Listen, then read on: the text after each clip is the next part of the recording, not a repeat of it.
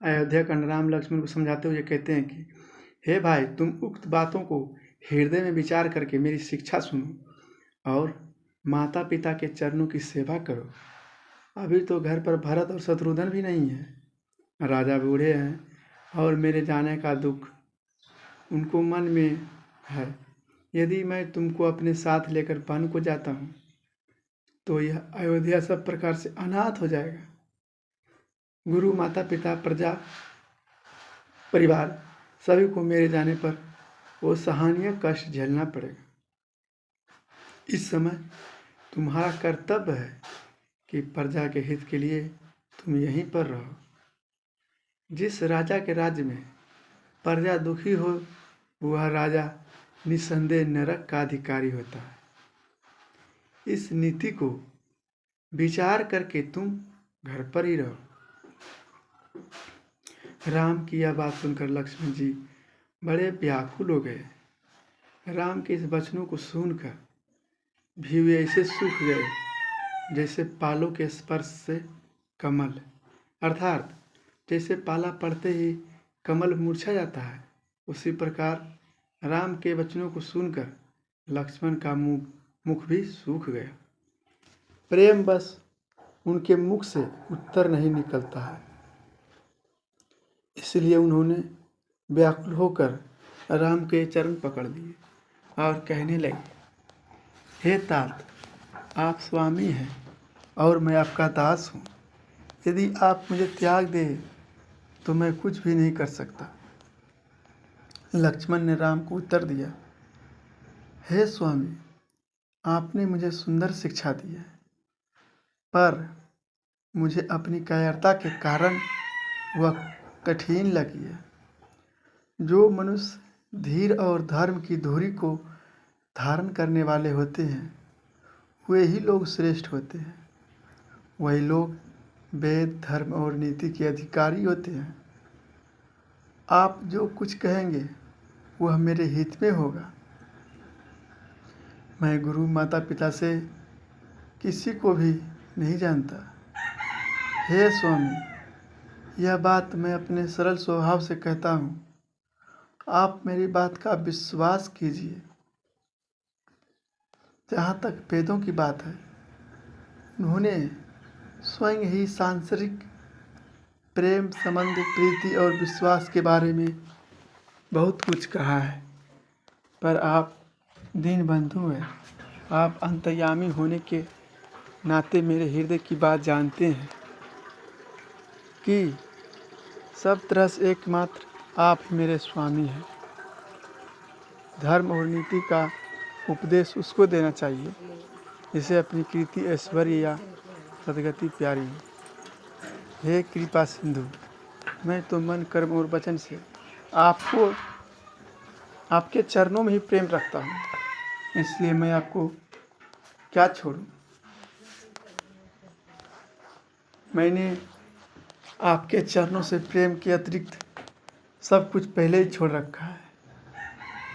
तब करुणा के सागर भगवान राम ने अपने भाई के ऐसे मधुरता, नम्रता से भरे वचन को सुनकर और उन्हें समझाया। यह सोचकर कि लक्ष्मण स्नेह के कारण पहले ही डरे हुए हैं, उन्होंने उनको हृदय से लगा लिया। राम ने लक्ष्मण के मन की बात समझकर कहा, हे भाई, जाकर माता से विदा मांगकर शीघ्र आओ और वन को चलो। लक्ष्मण रघुवर राम की वाणी सुनकर बड़े प्रसन्न हुए और सोचा कि यह आज्ञा पाकर बड़ा लाभ हुआ। अब वह राम के साथ रहेंगे, इसलिए वे अपने मन में प्रसन्न होकर माता सुमित्रा के पास गई। उन्हें लगा मानो अंधे को दो नेत्र मिल गए हो। उन्होंने माता के पास जाकर अपना मस्तक उनके चरणों में झुकाया। उनका मन अब भी राम और सीता के पास ही थे। माता सुमित्रा ने जब उनका उदास देखा तो उनसे कारण पूछने लगी। तब लक्ष्मण ने उनको सारी घटना विस्तार पूर्वक कही। लक्ष्मण के ये कठोर वचन सुनकर सुमित्रा जी ऐसे सहम गई मानो हिरनी ने अपने आगे जंगल की आग देख लिया। उनकी ऐसी दशा देखकर लक्ष्मण ने सोचा कि अब बड़ा अनर्थ हुआ है, कहीं ये प्रेम बस मना ना कर दे। इसलिए वे माता से विदा मांगते हुए डरते हैं और सकुचाते हैं। ये सोचते हैं कि हे विधाता, यह साथ जाने को कहेगी या नहीं। सुमित्रा ने राम सीता के रूपशील और स्वभाव को समझकर और उन पर राजा का प्रेम समझकर अपना माथा पीट लिया कि कैकेयी, तुमने बहुत बुरा किया। सुमित्रा जी ने बुरा अवसर समझकर धैर्य धारण किया। वह बोली, हे पुत्र, तुम्हारी माता सीता है और सब प्रकार से तुमको प्रेम करने वाले राम तुम्हारे पिता है। तुम्हें अयोध्या वहीं समझनी चाहिए जहाँ पर राम निवास करते हैं। ठीक इसी प्रकार जैसे दिन होता है जहाँ सूर्य का प्रकाश होता है। यदि राम और सीता वन को जा रहे हो तो तुम्हें भी राम सीता के साथ वन में चला जाना चाहिए। गुरु, पिता, माता, रिश्तेदारों, देवता और स्वामी की सेवा अपने प्राणों की भांति करनी चाहिए। कहने का आशय यह है कि सेवा का कार्य सेवा करना होता है, इसलिए सेवा करना चाहिए। इसलिए जिस प्रकार से अपने प्राणों की रक्षा की जाती है, वैसे ही अपने पूजनियों को भी सेवा करनी चाहिए। राम प्राण प्रिय है तथा जीवों के जीव है। वे स्वार्थ रहित होकर सभी के मित्र है। जहाँ तक पूजनीय और परम प्रिय का प्रश्न है, इनको राम के संबंध से ही मानना चाहिए। भाव यह है कि जहाँ तक राम जी से अपना नाता बना रहे वहाँ तक सबको मानना चाहिए, परंतु जब उनके कारण संबंध टूटता सा हो तो उनसे संबंध तोड़ देना चाहिए। ऐसा मन में विचार करके तुम राम के साथ बन जाओ और हे पुत्र, संसार में जीवन का लाभ उठाओ, उनकी सेवा करो। इससे मैं भी अपने आप को भाग्यशाली मानती रहूँगी। सुमित्रा जी कहती है कि संसार में वही पुत्रवता स्त्री है इसका पुत्र राम का भक्त हो, नहीं तो वह बांझ भली है। राम पुत्र विरोधी पुत्र से अपनी भलाई जानकर व्यर्थ ही उसको बच्चा पैदा किए। तात्पर्य यह है कि राम से विमुख व्यक्ति नरक भोगते हैं। इसलिए राम से प्रेम में ही मोक्ष जानो। वे लक्ष्मण जी से कहती है कि हे तात, तुम्हारे भाग्य से ही राम वन को जा रहे हैं। मुझे तो उनके वन जाने का और कोई कारण दिखाई नहीं देता। सारे पुण्यों का सबसे बड़ा फल यही है कि राम सीता के चरणों में स्वाभाविक ढंग से प्रेम बना रहे। राग, क्रोध, ईर्ष्या, मद और मोह के बस में तो व्यक्ति को स्वप्न में भी नहीं होना चाहिए। इसके अतिरिक्त अन्य विकार भी है, उन्हें छोड़कर मन, कर्म और वचन से राम की सेवा करनी चाहिए। तुम्हें वन में सब प्रकार सुख मिलेगा, क्योंकि वहाँ पर तुम्हारे साथ माता पिता के समान राम और सीता भी रहेंगे। तुमको पुत्र, मैं तो यही उपदेश दूंगी कि तुम वन में वही काम करना जिससे राम को किसी प्रकार का कष्ट ना हो। सुमित्रा जो लक्ष्मण से कहती है, मैं तुमको यही उपदेश देती हूँ कि तुम्हारे जाने से राम और सीता को वन में सुख मिलना चाहिए, जिससे वह वन में रहते हुए अयोध्या के संबंध में किसी प्रकार की चिंता ना करे। तुलसीदास जी कहते हैं, प्रभु लक्ष्मण जी को सीख देने के बाद उन्हें बन जाने की आज्ञा दी। फिर उन्हें आशीर्वाद दिया कि सिया रघुवर के चरणों में तुम्हारा निर्मल प्रेम वो विछन्य रहे और प्रतिदिन अधिक से अधिक दृढ़ होता रहे। लक्ष्मण जी ने माता का उपदेश सुना और ये सुशंकित हृदय से शीघ्र उनके चरणों में सिर झुकाकर चल दिए। मानो सौभाग्यवश हिरण कठिन फंदा से तोड़कर भाग जाता है। लक्ष्मण जी वहां पर गए जहां पर सीता जी राम के साथ थी। अपने प्रिय का साथ पाकर वे मन में बहुत खुश हुए। उन्होंने राम सीता के चरणों की वंदना की और उनके साथ चलकर राजा के महल में आए।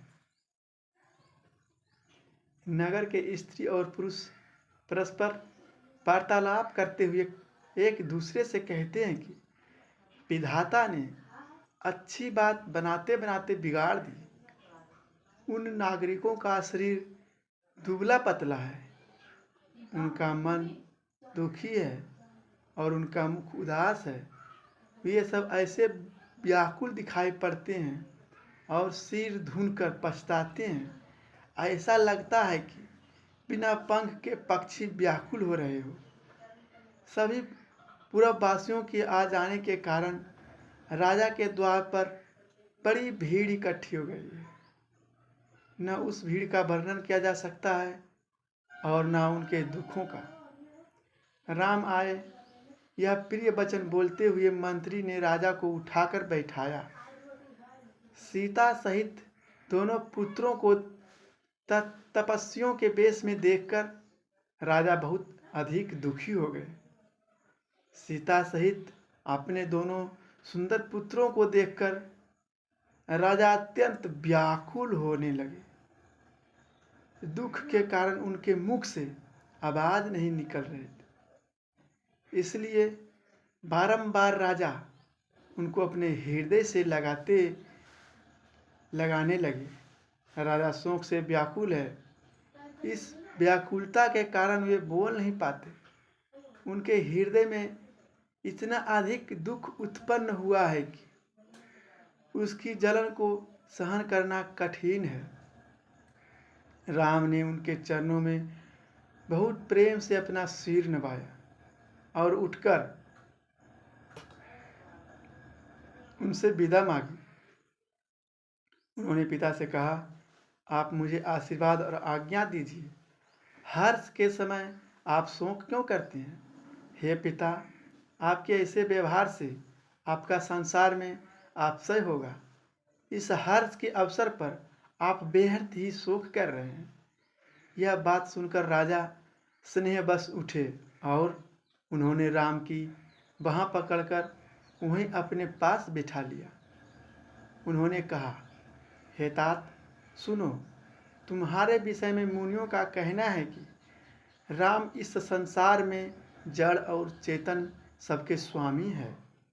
व्यक्ति को शुभ और अशुभ कर्मों के अनुसार ईश्वर अपने हृदय में विचार कर फल देता है। इसलिए इस संसार में जो जैसा करता है वह वैसा ही फल पाता है। यह बात वेद भी कहते हैं, नीति भी कहती है और सब कोई कहते हैं। यहाँ पर बात विपरीत हो रही है। अपराध कोई करता है तथा उसका फल कोई और भोग रहा है। भगवान की गति अति विचित्र है। कई से बिना पूछे तुम्हें राज्याभिषेक करने का अपराध मैंने किया, इसलिए वेद और नीति के अनुसार उसका फल मुझे ही भोगना चाहिए। पर यहाँ पर तो उल्टा हो रहा है। तुमने कोई अपराध नहीं किया और मेरे अपराध का सजा तुम वनवास के रूप में भुगत रहे हो। यह कहाँ का न्याय है? मेरी इस शंका का समाधान कौन करेगा? इस संसार में कोई कर सकता है? तुम ही बताओ। राजा ने रामचंद्र को घर पर रहने के लिए बहुत सी उनकी भलाई की बात की। पहले तो उन्हें उन्होंने घुमा फिरा कर बात की। फिर यह छल छोड़कर सीधे सीधे बात की, पर राम का रूप देखकर समझ गए कि वे घर पर नहीं रहेंगे। राम स्वयं ही धर्म और परम धैर्यवान और चतुर है। तब राजा ने सीता को अपने हृदय से लगा लिया और बड़े प्रेम से उनको बहुत भ्रांति भ्रांति शिक्षा दी। उन्होंने वन के अनेक दुखों का वर्णन करके सीता को वन ना जाने के लिए कहा। सीता जी का मन तो राम के चरणों का प्रेमी था, अतः घर उन्हें सुख और वन उन्हें दुख देने का वाला नहीं लग रहा था। और भी वहाँ जितने अन्य लोग थे, सबने ही वन की विपत्तियों के बारे में बढ़ा चढ़ा कर की। मंत्री की पत्नी तथा गुरु वरिष्ठ की पत्नी अरुंधति तथा अन्य चतुर स्त्रियों ने प्रेम के साथ साथ कोमल वाणी में उन्हें समझाया कि तुमको तो वन नहीं दिया गया है, इसलिए तुम वही करो जो तुम्हें सास ससुर और गुरुजन कहते हैं। सीता जी को इन सभी लोगों की शीतल हितकारी मीठी और कोमल शिक्षा भी अच्छी नहीं लग रही थी। उनको देखकर ऐसा लगा मानो शरद ऋतु के चंद्रमा की चांदनी लगते ही चकई व्याकुल हो गई हो। इस तरह का ऑडियो और वीडियो सुनने के लिए हमारे चैनल को सब्सक्राइब करें। हाँ, और बेल आइकन को दबाना नहीं भूलें।